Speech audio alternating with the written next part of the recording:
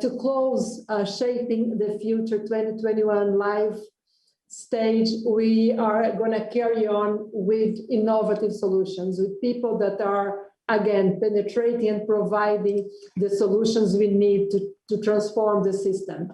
So I'm very happy to introduce Doug Belshaw, that will talk about the amazing work he's doing. We are Open Co-op, and he's going to be joined for a chat by Shir Schwartz, the head of innovation of the Center for Educational Technology. So the stage is yours. Hi, so last but not least, yes.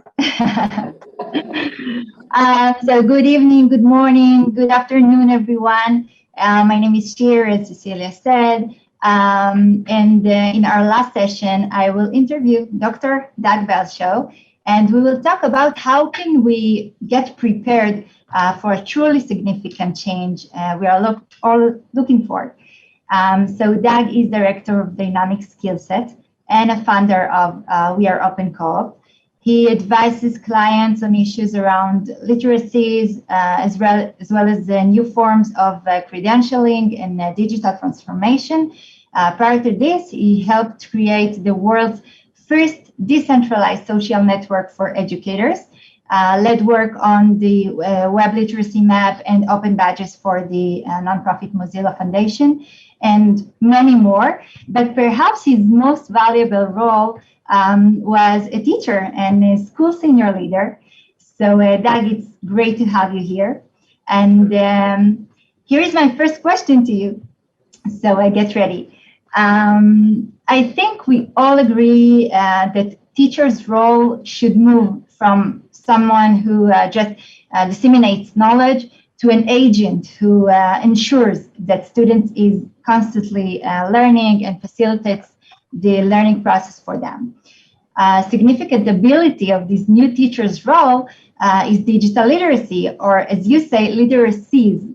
You wrote your very interesting doctoral thesis on digital literacies, and then spent time with Mozilla leading their web literacy work. So what do you think is missing in terms of educators can better prepare the young people for the digital world? And maybe you can also elaborate a little bit about the barriers that prevent this vision to happen. Yeah, thanks, Cher. Thank you for inviting me to Israel Tech Week. And it was great to catch some of the end of the Genially talk, actually, because that's been my experience of teachers, that they are creators. And I kind of miss being in the classroom and being able to create things for kind of a captive audience. It's a wonderful thing to be able to do. But you talked about barriers there. And in my experience, either working inside formal education or outside formal education and kind of helping look in, I see the biggest barrier seems to be confidence often. And the biggest one still really is teachers kind of letting go of needing to be not only a subject matter expert, but also an expert in tech. And I think as soon as you let go of that and realize that quite often young people are going to always know a little bit more about certain types of technologies than you do, then that means that the classroom, either online or in person, it becomes a place where everyone is learning, not just the students in the classroom, but the teacher as well. And I think any time when teachers are seen by their students as learners, then you end up with a much more productive dialogue and much more learning happening in the environment as well. You mentioned my doctoral thesis. It's been a while since I handed that in. It's almost 10 years actually. But what I tried to do in that was this meta-analysis. And what I was trying to look at were all these different frameworks, different ways of approaching digital literacy, etc. And I did a TEDx talk. You can go and have a look at that. I'm not going to repeat everything I said there. But basically kind of 4 skill sets and 4 mindsets. And one of the things that are in there in terms of one of the mindsets is confidence. One of the things I wish you could do in the real world, as it were, was to press Control Z and be able to undo some stuff. Certainly some things I've said in the past. But that ability to be able to undo, redo, remix stuff is a really powerful thing that we take for granted in the digital world. And I think that some people are very confident in some of the tools that they use every day, WhatsApp, etc. But yeah, there's nothing like experimentation, having that confidence just to go a bit further. The other thing I'd mention, actually, Cher, is the civic element of digital literacies. And this is something, when I was coming up with these different elements of digital literacies a while ago, and even when I was doing the work at Mozilla on the web literacy map, people were asking, well, what's this civic element? Like, why is that there? And they're not really asking that anymore. You know, we've had the Snowden revelations in 2013, we've had Brexit, we've had Trump, and all of this stuff, this disinformation that we talk about. But actually behind that, you know, if you scratch the surface, if you dig a little bit deeper, we've got psychographics, emotional manipulation, personality targeting, dark post campaigns on Facebook and elsewhere, propaganda networks, hyperbias, bot Gestapos, weaponized AI, filter bubbles, and all of these things are things that all of us actually experience on a day-to-day basis, even if we don't call them those things. Like, we've all come across Twitter bots, we've all come across misinformation online. And I feel like, and I might be wrong on this, but I feel like certainly in the UK, parents expect teachers to teach this stuff, and teachers expect parents to teach this stuff. And students get lost in the middle and are kind of fending for themselves. So I think right now, the most important thing we can do around digital literacies is to put our hands up and realize that we can't possibly know everything about what's going on, but we can try, and we can try and take students on a journey and take each other on a journey about where we need to go to be able to fight for our democracy at the end of the day. I couldn't agree more.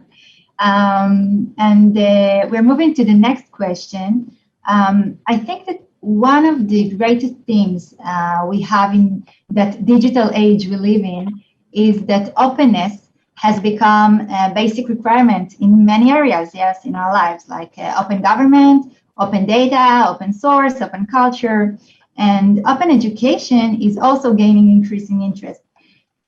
You're part of a cooperative called We Are Open. So why do you think open approaches are so important in education, and what might they look like in practices? Yeah, really good question. And I just want to take a step back, actually. So often we're told that human beings are fundamentally competitive, and I would kind of reject that narrative. I think that actually open is the default human behavior.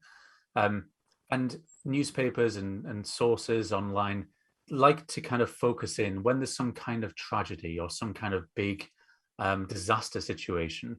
They expect human beings to act selfishly, but actually what we see when there's been a hurricane or COVID or a tsunami or whatever are people pulling together. And I think that's because openness, cooperation is a default human behavior.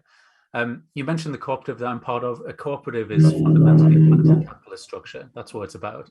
And we work for the benefits of our members and also for the community. So it's not like there's distant shareholders making lots of money from people doing the work. Yeah, that's what cooperatives are about at the end of the day. Kind of you adding value to you as a member organization and to your community. So I mentioned this because all of the different kinds of openness that you talked about there, Cher, like open data, open government, open source, they're trying to push back against this enclosure of the commons that, you know, we've seen either physically in the UK with the agricultural revolution onwards, or online as well, like enclosing what is kind of naturally human sharing behavior. So when we come to education, well, education is a fundamental human right. We know that, and we should make it available to everyone, not just to those people who can afford it or can access the best versions of it. And we see actually lots of attacks on that right to human education. And some of them are very obvious, but some of them are a little bit more subtle. So I'll give you an example. There's a website which lots of the people listening to this will be aware of called Teachers Pay Teachers. And this isn't just to focus on them, but Teachers Pay Teachers is all about commodifying and putting a paywall around resources that you create as a teacher. Now, when that happens, it means that you're not sharing openly and freely and allowing others to remix the stuff which is kind of the exhaust of the work that you do in the classroom, which is a shame. Now, I'm not teacher blaming here because I would probably do the same thing if I was in the education system now, not being paid enough as a teacher. So I think we need to think about systemic stuff that happens. And the reason I'm saying all this is because I think that nobody exists without economic incentives. Nobody exists in a vacuum. But I think that openness is the default behavior and something which we definitely need to push for in education. So what does that look like in practice? Well, it looks like teachers remixing lesson plans or resources for their own context, something which we kind of used to take as default. It looks like teachers, lecturers, administrators working with colleagues across institutions and not seeing those institutions as being in competition with one another, but working in a way that benefits everyone. And so in general, it's this kind of spirit of cooperation rather than competition, acting in ways that resists this kind of enclosure by profit seekers. I think that's what a spirit of openness is trying to engender in education. Super interesting. And I want to move to another subject. An interesting phenomenon we saw during this crisis was the significant transition of higher education institutions to distance learning and the adoption of trends we have envisioned since MOOCs entered our lives back in 2009. One of the most interesting trends that I think is most interesting is that many institutions have realized that they can offer entire degrees remotely, and by doing so, reach students who are physically distant from the institution. So online degrees like that contain digital badges, which are web-enabled credentials. You've spent the last decade working with digital credentials such as open badges. So how do you think they could be used in formal K-12 education systems? And where have you seen maybe promising practices before? If I answer this question fully, we will be here all night. So I'm going to keep it brief. I've spent the last decade working on this, so I have lots of things to say. But the first thing I'd say, you mentioned online education and universities. I think universities are in trouble. I really do. And look, I've got a degree and 3 postgraduate degrees from universities. Like, I want universities to continue existing, if only because it makes me look better. But universities are in trouble for a very specific reason, I think. They've allowed the value of a degree to be tied too closely to employment. So the reason I did philosophy as my first degree was not because I wanted to get a specific job at the end of it. It was because I wanted to broaden my mind, right? But because of fees and because of universities as business, that's a really difficult thing to have the luxury to do now. Are my kids going to choose philosophy as their degree? I would almost advise them not to these days, which is a real shame. So I see people talking, especially in the US, about this credential as you go movement. And what this allows is for employers to hire people who they can see have promise. They have this kind of, they have this talent that needs to be nurtured. And instead of sending them off to university and hiring them at the end of it, well, instead they employ them and allow them to get incrementally better. They allow them to earn credentials and earn money as they go along. So this person ends up not being in debt, but also being able to learn and get experience as they go. And if universities are tying degrees really closely to employment, well, there's nothing better than actually getting a job as you're doing the learning as well. So higher education doesn't really do incremental learning at scale, not usually anyway. So because they cost a lot of money, increasingly universities become about signal. So have you gone to this university? And that signals that you might be able to be good at this job. Well, a better predictor of being good at a job is actually doing it and having a portfolio of evidence and experience. So I think universities are in trouble. That's the first thing I would say, unless they change. My favorite examples of badges, I have to say, are ones which are really, really local, what used to be called hyperlocal. So serving local populations. And this has to do with place-based learning and kind of local needs. The earliest example of this was 2012, Chicago Summer of Learning, and that was almost a decade ago, 2012. The RSA, the Royal Society of Arts, is doing a lot about this. I went to one of their events the other day. They're talking about place-based learning in the UK. And there's just some great examples which I could point to if we had a bit more time. of working with local employers and businesses to create badges that have real world value. So when I say real world value, I mean, if you earn this badge, we're going to guarantee you an interview. Or if you earn this badge, you're going to get this opportunity. So unlocking opportunities through specific earning of credentials. And the last thing I'd say about this would be that what badges and other kinds of digital credentials allow you to do is to co-create credentials with learners. So that the best examples of badges and micro-credentials are the ones that aren't done to learners, like someone sat in a dark room creating this thing and then someone can earn it, but instead co-creating that with them. So, for example, we've got a German intern at the moment in our co-op, and she, when she joined our co-op for this internship, and we talked about the kinds of things she'd want to learn, she used this German phrase, which translates into English as jumping over your own shadow. So we might talk about that in terms of gaining in confidence or like getting over yourself. But it was such a perfect metaphor for a badge, like what she wanted to do. She wanted to be able to kind of get that confidence, jump over her own shadow. So we ended up co-creating a series of badged activities to help her settle in and level up. And that's perfect because now she can go back to her institution. Not only has she done exactly what she needs to do for her course, but she's got stuff which she can then show in other situations when she wants to unlock opportunities and level up anywhere in life. What a great example. Doug, we ran out of time, but maybe like really shortly, what is the one piece of advice you would give to school principals these days?